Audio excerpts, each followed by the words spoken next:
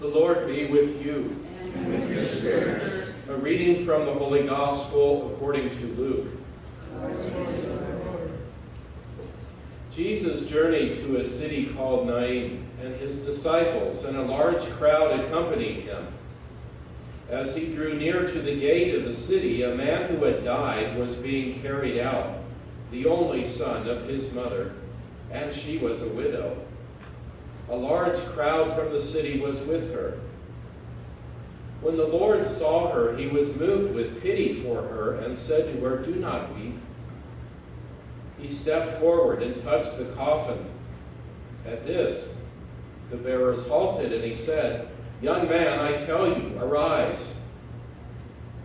The dead man sat up and began to speak, and Jesus gave him to his mother. The Gospel of the Lord. Praise to you, Lord Jesus Christ.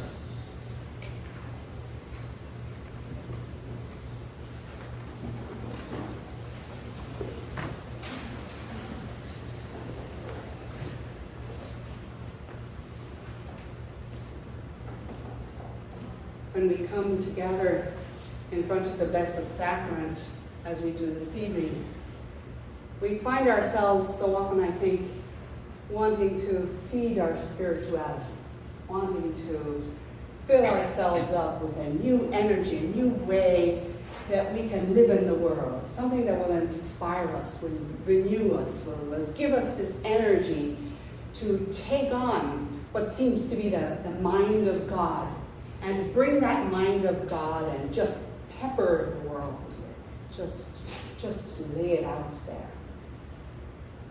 And so, as we begin to contemplate, reflect on the words of the gospel that we just heard, we ask ourselves, so what does this tell us about how I can be in some way close to the mind of God? What does this tell us? How does this inform me in some way about some strategies, some ways in which I can walk in the world and in some way just try to take on the mind of God in Christ?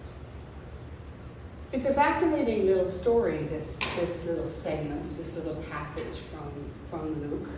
At first glance, it looks like a simple healing, a miracle story. It looks as if Jesus has conquered death for somebody by raising him up and has given him back to his mom. And we say, isn't that nice? Isn't that just heart-renderingly beautiful? And it is that. It is a miracle story. It is a story of life, of Jesus giving life. But oftentimes when I look at this story, because I'm a little bit compulsively Lucan in my interests, I find myself noticing the pattern that I can see between this story, the commonalities between this story and some of Luke's other patterns. This is another Jesus and women story. Jesus is pretty good with women in Luke's gospel. There are a lot of women just all over the gospel. Some scholars will tell you, yes, he's good with women, but actually they always have a passive role in Luke. And actually, when you take a closer look, they often do. And this is one of those stories where the woman in the story is completely passive. She doesn't go to Jesus and ask him to intervene. She's a widow. Now, we all know, we hear the word widow, and we think biblically, and we know what that means. If you're a widow in the ancient world, you have nobody to speak for you in the public forum. If you're a widow who has just lost her only son, you have no father. If you did, you'd be called a daughter. You have no brother. If you did, you'd be called a sister. You have nobody to speak for you in the whole realm of justice. You have nobody to hold your interests at heart, nobody to allow your voice to be heard. You are therefore the voiceless, the absolute voiceless. That's how it is throughout the whole Old Testament, and it's how it is throughout the New Testament. Widows are the voiceless, so are orphans, and so are aliens or strangers. That's why you always hear that, the widow, the orphan, and the alien. It's a call for people to come alongside and raise up those who are voiceless because they have no one in the system who will raise them up. And so the widow is there, and she has lost her last little piece of standing in the world. She has nobody. With the death of her son, she has become an outsider, ostracized in society. Nobody to care for her in any way, to watch over her interests. Nobody to provide a livelihood for her. Nobody to make sure she has food. Nothing. And she stands there weeping. And what's fascinating about the story is that she simply does nothing. She's just there. All of the action in this narrative happens through Jesus. And we say, oh, well, that's good. Jesus is my hero. That's as it should be. But I found myself, and many other scholars have also looked at this and said, well, what does that mean for us? What does it mean if we are to place ourselves where the woman is? What does that mean that our role is in the world? And one woman, a wonderful biblical scholar whose name is Barbara Reed, she's provided a wonderful insight that struck with me to my core because she gave an example and I had been there. She said it this way. She said, the widow in the story here who has lost her son and who has her son restored to her, she is an example of all of those people who have to do nothing but stand silently in the face of massive injustice. And she mentioned the women who used to stand in the Plaza de Mayo in Buenos Aires in Argentina. And they stood outside the Plaza de Mayo every single Thursday for 10 years with a sign in front of them that said, Madres de los Desaparecidos, the mothers of those who disappeared. They were the mothers of people, men and women, mostly men, who had been taken and simply vanished by the Argentine government over the course of decades during the whole attempt to combat the urban guerrilla warfare that was happening. And these women had lost their family members, had never discovered what had happened. And I was there in 1978. I was living in South America, in Peru, and I went to Buenos Aires, and I remember seeing those women there. And what I learned subsequently was that those women, the power of their silent witness, they never said a word. All they did was stand there with the sign that said who they were the mothers of the disappeared ones. And their silent witness eventually toppled the government of Argentina. I saw a similar thing happen in the north of Ireland, in Belfast. 1976, two women took to the streets of Belfast. They took to the streets because they were absolutely heartbroken at the death of 3 young children who had been killed in the course of the Troubles in Ireland.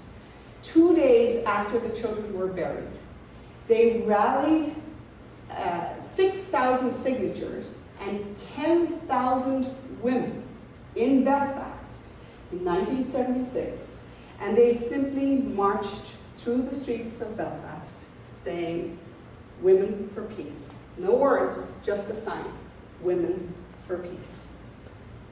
The IRA activists immediately decried their action as being, saying that they were a pawn of the British government, that they were simply kowtowing to the interests of the British government.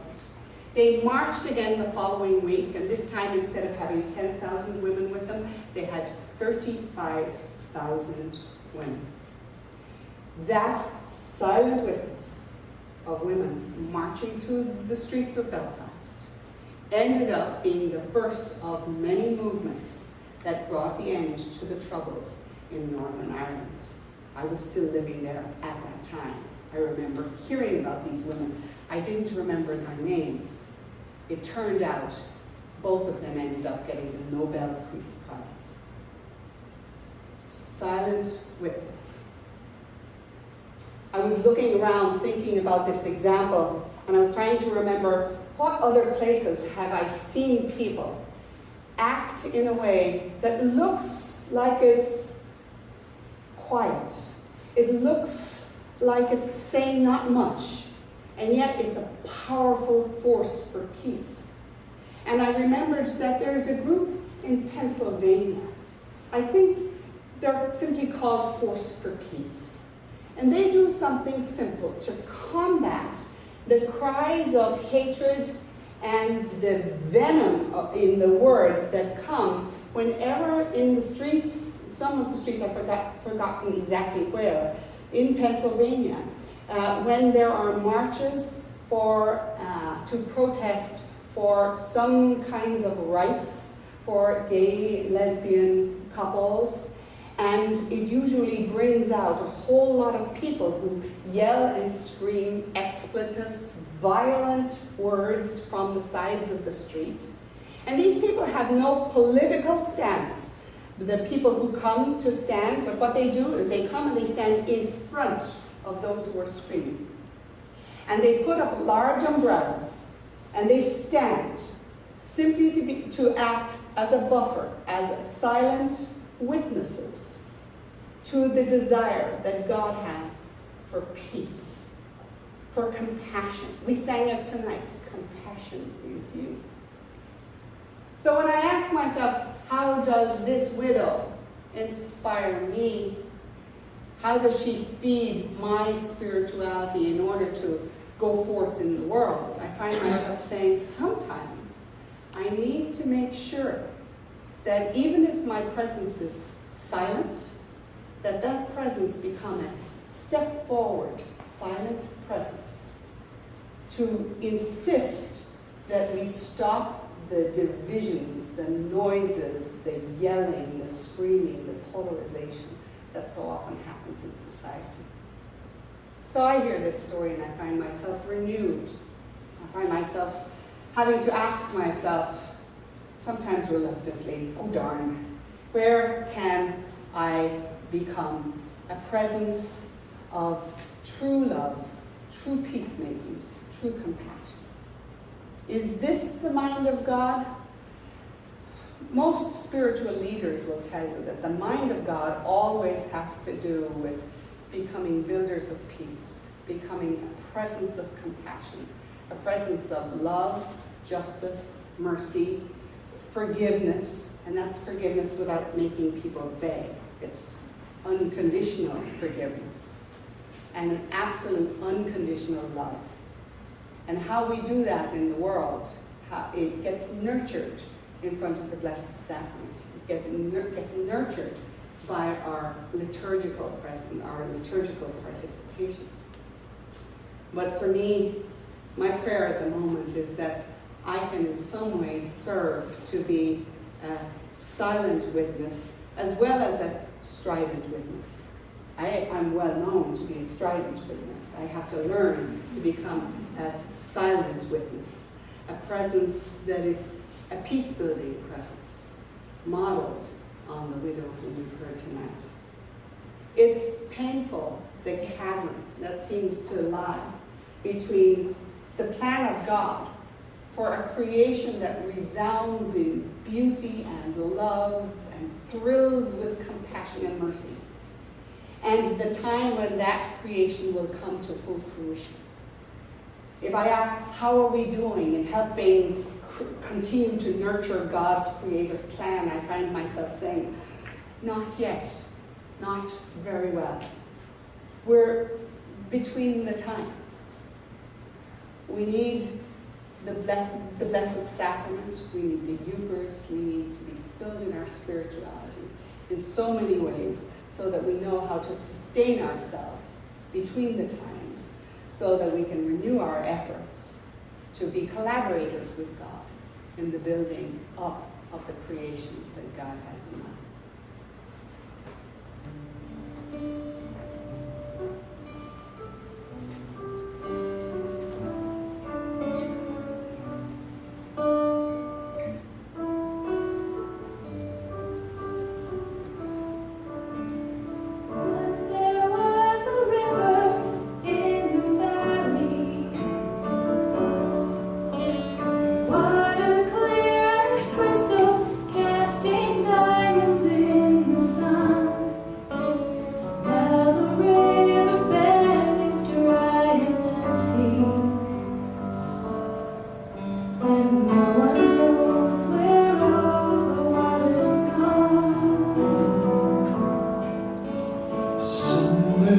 from the east there came the memory. Breathe the morning sun with the river's sacrifice, and those who trust the movement of the centuries can still see the river flow between the times, between the times of plenty, when the water's just a trickle in our lives, and the times that we must grieve, because the words that we believe aren't coming true. What shall we do between the times?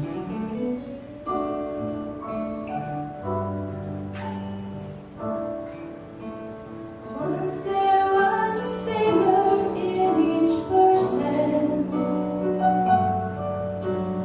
with a voice as strong as rain and thunder carried on the wind. Now the sounds we make seem so uncertain that we wonder if we'll ever sing again. Somewhere from the north there came the memories that whisper on the breeze, across the lakes and through the pine. And those who trust the movement of the centuries can still hear the song to sing between the times. Between the times of plenty, when the song is just a whisper in our lives,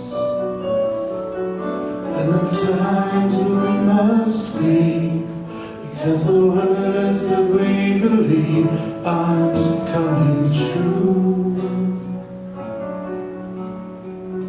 What shall we do between the times?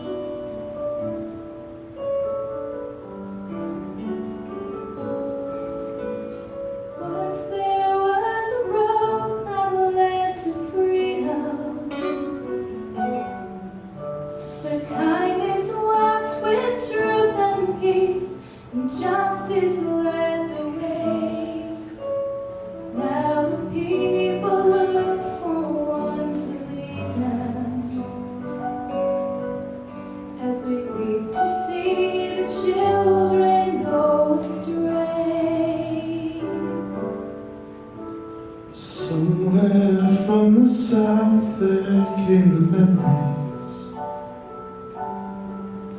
of a land with milk and honey, and the promised rainbow sign. And those who trust the movement of the centuries